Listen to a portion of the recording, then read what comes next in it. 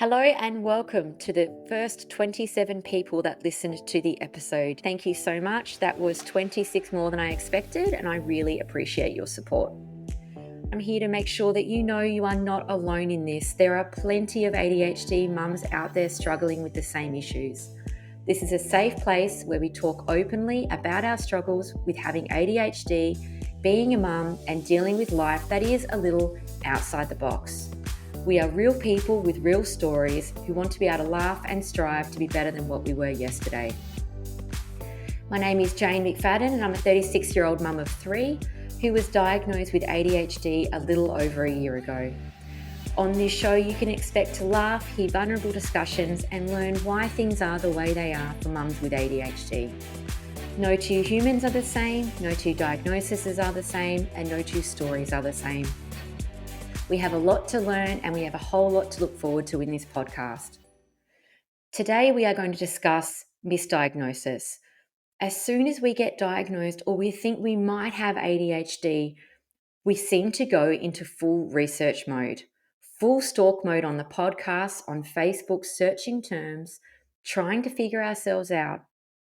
Maybe someone told you your ADHD diagnosis isn't real, that you don't really have that, or you're jumping on the bandwagon of social media exposure. Maybe you're trying to make sense of it all and find a point of relevance.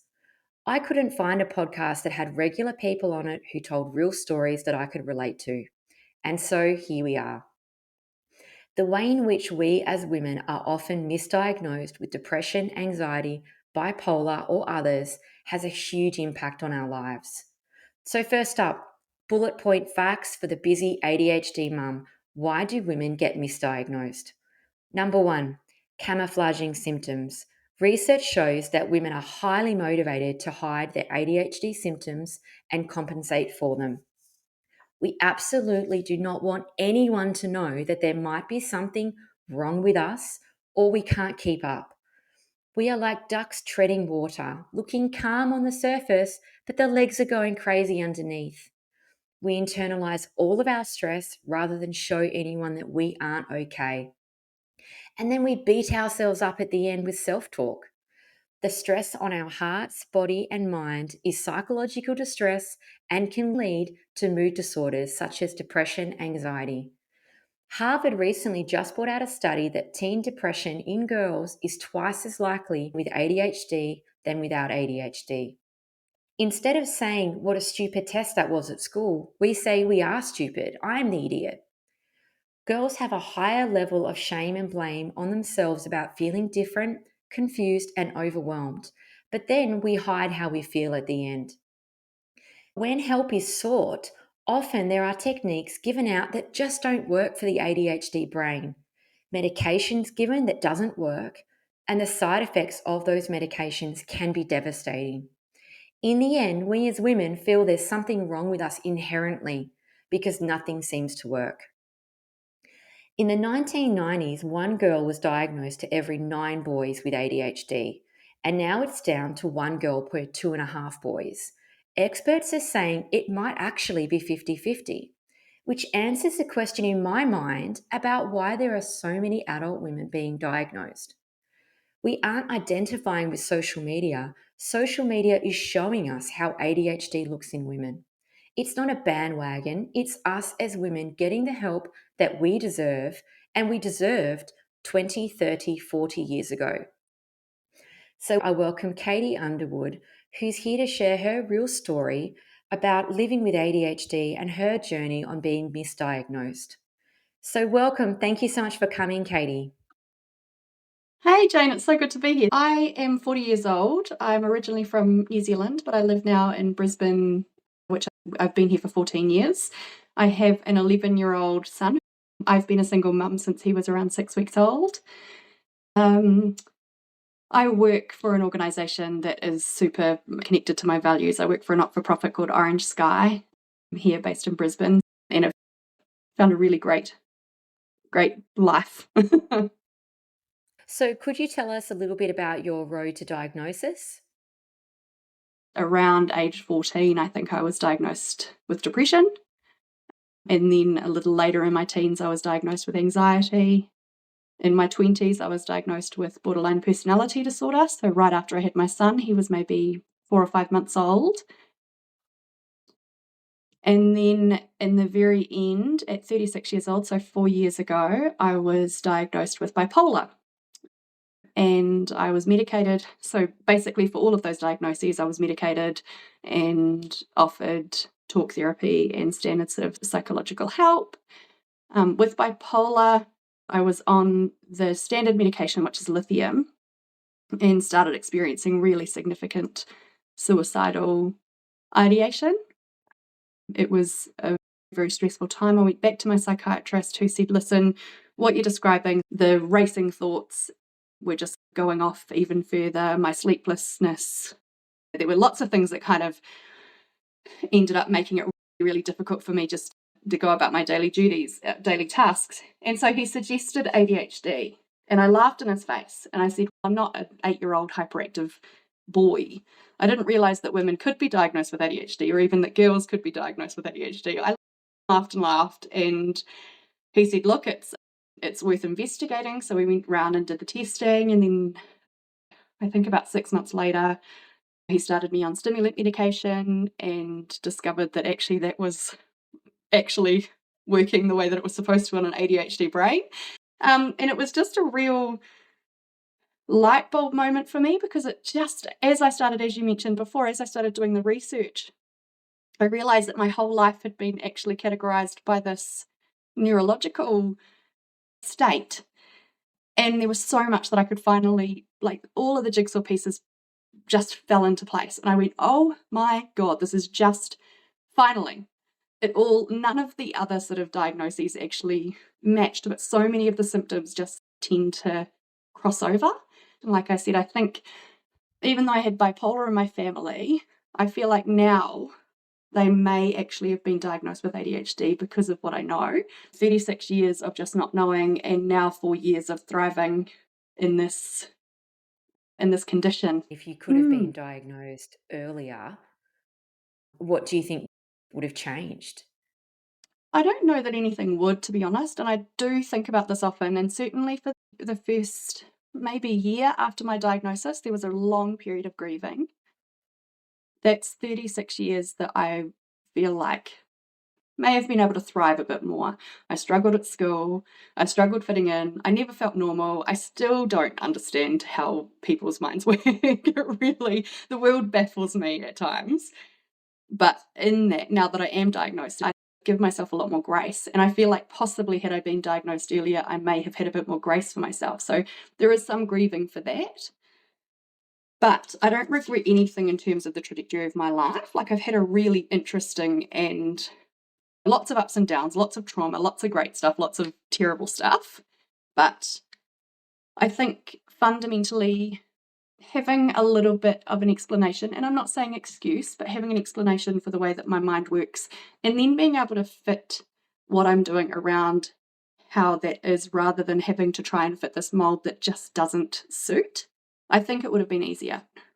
I don't necessarily know that anything would have been different, because I don't think the world was ready for women and girls to be diagnosed with ADHD at that time. Wow, that's a really powerful statement, actually, that the world wasn't ready, because it's barely ready now, isn't it really? Yes, You hear of I agree. GPs, pediatricians, you wait the year for your daughter, particularly your daughter, to get a pediatrician appointment to be told that the clinical psychologist is wrong, even though the clinical psychologist is the one that specializes in female ASD or ADHD. The pediatrician's not even on board with that, which is so confusing. So I think that's a really powerful statement that you said the world wasn't ready, because you're right. It's barely ready now, I think. Yeah, I do And agree. we're still being gaslit, aren't we? As women, we are still being gaslit. There's a couple of friends of mine, they've gone to the GP, taken them a lot to get there, to be told that no, you're just jumping on the bandwagon. That's not real. So I think more and more people are being dismissed, and especially women. And my experience was vastly different to my son. It wasn't until I was diagnosed that I took my son to a pediatrician, who diagnosed him almost immediately.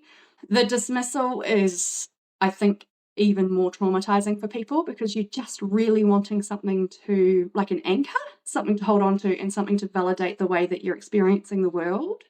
Yeah, I think sometimes as well, I went through a psychiatrist and they did it so you had to fill out a heap of questionnaires first. And I thought it was Mhm. hilarious because the actual process to get diagnosed with ADHD is completely ridiculous for someone to achieve with ADHD. So you have to pay the Mhm. deposit, send the receipt, do 3 questionnaires, book the appointment.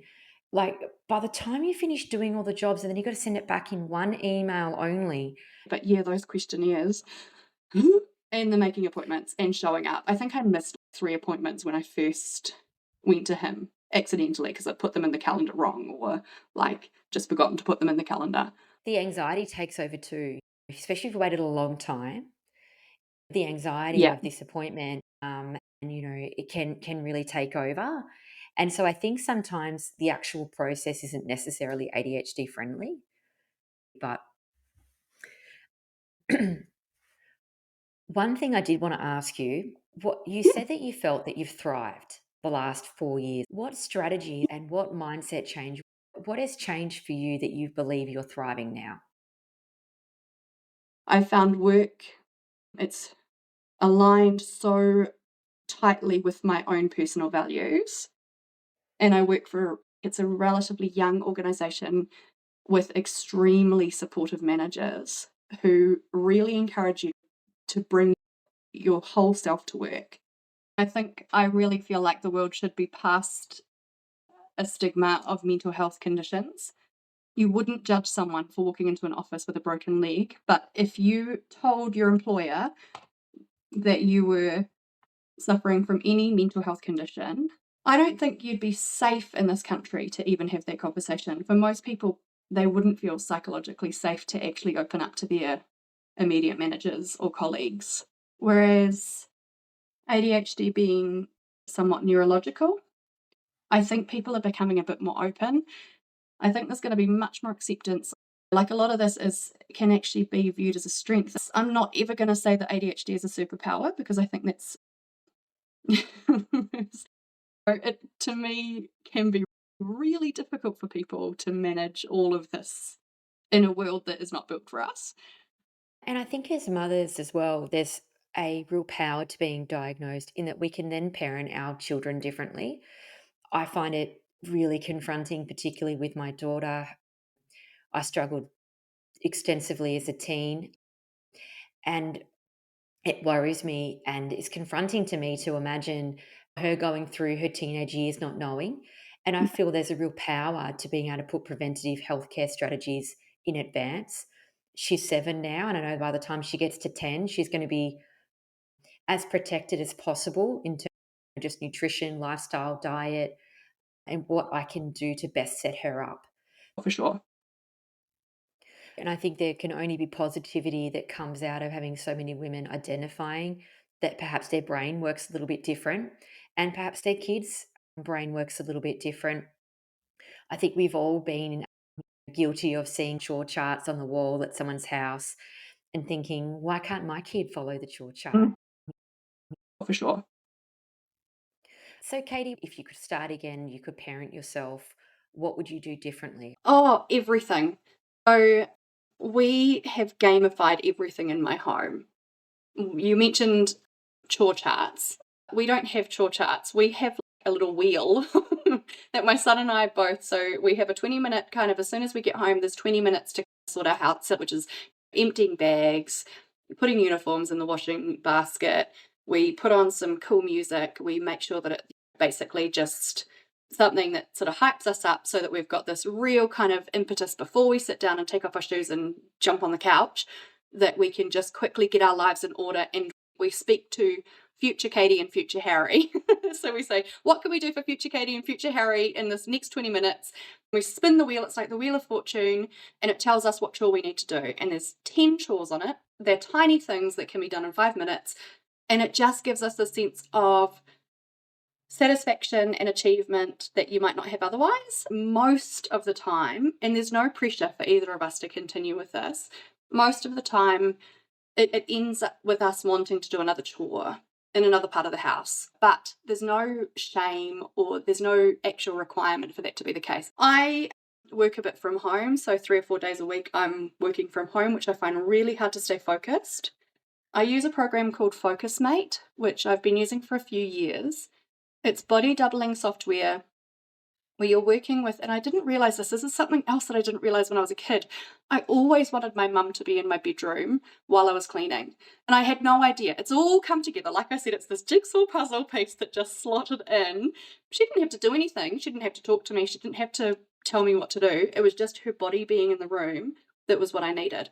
Could never explain it. Now FocusMate is basically a little human who you don't speak. You just have their little face in the corner of your screen watching you work. And that has been super motivating. That often people, like I am part of a group of ADHD women on this. So it's people that I feel comfortable with. I use it for housework. I use it when I'm working from home. I use it when I need to get into sort of a flow state, and you can choose like 25 minutes, 50 minutes, or 75 minutes. And then you have a break between. So it's enforced Pomodoro as well, but it's that extra kind of accountability, I think. Also, my desk is full of children's fidget toys. I've got putty and squeezy balls and clicky things and a magic wand with glitter in it, and I've got felt tip pens and colouring books, so if I need to fidget while I'm in an online meeting. So for example, while I've been on with you, I've got my felt tip pens and post-it notes and my little magic wand that I can just focus on while I'm listening to what you're saying. No one needs to see it. None of the grown-ups that I'm meeting with need to know that I am actually a 5-year-old child on the other side of this thing. But really leaning into the gameness, the fun element of my little brain. Music has been a massive part of that too, whether I'm performing or listening to music. I play the piano and can often find myself in like a flow state where I'm heavily focused, completely oblivious to whatever else is going on around me. I have that too with crochet, so I do crochet and I can fall into this pattern. I sometimes find myself like 4 or 5 hours later and I've made nothing. The end result isn't what matters. It's getting into that flow state and really just focusing. And I know that I'm coming from a position of privilege and saying that I've worked hard to make this a reality for myself, but just finding little things that can anchor you in your day and still give you that sense of the little dopamine hit. It might just be cold water with ice cubes in it. Thinking of the things that you might have begged your mum for and giving them to yourself with no guilt and no shame, not just going, oh my gosh, you're a 5-year-old, why are you so ridiculous? Because that's a lot of, I know for a lot of us, and I don't think that's just exclusive to neurodivergence, but there's a sense of shame, like what cutoff is there for enjoying your life? Another thing that's been really super important to me has been changing the way that I view sleep. I focus heavily on, there's a lot of research around circadian rhythm, so tuning into your circadian rhythm. So 10 minutes of actual sunlight in your eyeballs the minute you can, rather than turning over and picking up your phone, which I think a lot of us can fall into the pattern of. Just moving outside or opening a window, but doing that first thing in the morning is what triggers your melatonin later so that you can have proper sleep. It's then enforcing a proper sleep time routine. This is part of doing this for my son. It just ended up that I happened to do it for myself at the same time. I read something that I love, and just this it sets the scene and it sets the tone for a really lovely sleep. I've made sure that my bedroom has nothing really stimulating in it. I've got the most comfortable sheets. I work with my sensory needs, so I'm really sensitive to certain textures, so I only buy clothing that actually feels good to me. There's certain things I don't want on my body because I can't even explain what it is. So honoring that and respecting that. When for a long time I absolutely hated this about myself, I couldn't explain why I didn't like it. It's the food noises. It's wearing loop earplugs. because actually sometimes I get overwhelmed. It's these little bits and pieces that you set in place for yourself that you just have to respect. Oh, that's really powerful. I was actually just thinking when you were talking about the body doubling, my 7-year-old daughter will never clean her room, like ever. And she also doesn't want it cleaned. Yeah. The only thing she wants is for me to sit in the room whilst she cleans it. However, when you were talking, I was thinking maybe if I folded my washing on the bed, because I've always had the impression she wanted me to help her. But if I folded my washing in there, she followed me in and did a little bit each day or every couple of days, it would probably be a really good way to do it. I think that's actually a really great tip. I've got two final questions for you. The first one is, what would be your final message to the ADHD mum community? Yeah. Listen, I think if you are someone, if you suspect that you have ADHD, or you're one of these unlucky people who's sitting on the many months list waiting to see someone, or if you've been dismissed by a medical professional, that I think it's important that you treat whatever symptoms you have exclusive of any kind of diagnosis. Even though I had all of these misdiagnoses for 36 years or thereabouts, each of those sort of had their strengths because I started to treat myself as if those diagnoses were correct. And while medication might not have worked, there were other strategies that I put in place to make sure that I was looking after myself as best I could. The other thing is to just give yourself some grace and to go through, if it's a late diagnosis that you've received, then let that grieving process happen. It took me a long time to come to terms with the sort of childhood that I may have lost. But then at the other side of it, it may not have changed anything because the world, like I said, wasn't ready. Beautiful. And one final one, completely unscripted, Katie. I was wondering, we were in the first episode having a bit of a laugh about mum fails. I was wondering if we can have a bit of a giggle at the end of this episode and you could tell me something that you may have forgotten in a very safe space of other people that forget things too. We all want the best for our kids, but sometimes we accidentally, never on purpose, do some things that we think possibly we shouldn't have done. Do you have anything that you would like to share? My gosh, I have a million. Probably the worst, which I don't think is worthy of a giggle. It was pretty alarming at the time, but I lived in the Gold Coast and I worked in Brisbane City, and my son was just a few months old and he went to a daycare centre across the road from my office. So we drove in, which was like an hour and a half drive in really crappy traffic. He was a brilliant sleeper and he just slept in the car, happy as. Drove in, drove to the underground car park, got out, grabbed my bag, walked upstairs, went to work. 20 minutes later went, holy crap, and I'd forgotten him. It was an underground car park. It was not one of those like horrible sunny days or anything like that, but I sprinted back. The car park attendant was there. My son was fine, still asleep. Everything was fine, but probably the worst. Yeah, absolutely the worst. And I have been living with that guilt for 11 years. So, yeah, horrendous. Interesting you say that because when I see on the news every now and again, you see it and your heart goes out for the parent.